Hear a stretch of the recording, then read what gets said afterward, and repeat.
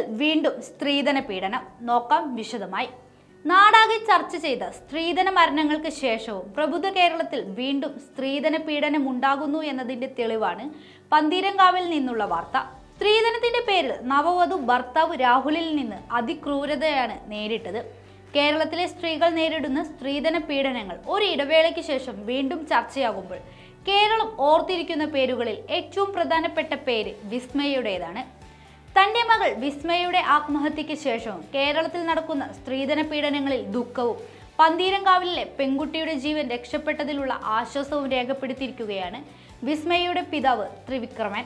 ചെറുപ്പത്തിൽ തന്നെ കുട്ടികൾക്കിടയിൽ സ്ത്രീധനത്തിന്റെ വിപത്തുകളെക്കുറിച്ച് അവബോധം സൃഷ്ടിക്കുക മാത്രമാണ് പ്രശ്നത്തിനുള്ള ഏക പരിഹാരമെന്ന് ത്രിവിക്രമൻ നായർ പറഞ്ഞു. ഹയർ സെക്കൻഡറി ക്ലാസുകളിലെ വിദ്യാർത്ഥികൾക്കായി അരമണിക്കൂറുമെങ്കിലും സ്ത്രീധനത്തിനെതിരെ ബോധവൽക്കരണ ക്ലാസുകൾ നൽകണമെന്ന് ത്രിവിക്രമൻ പറയുന്നു.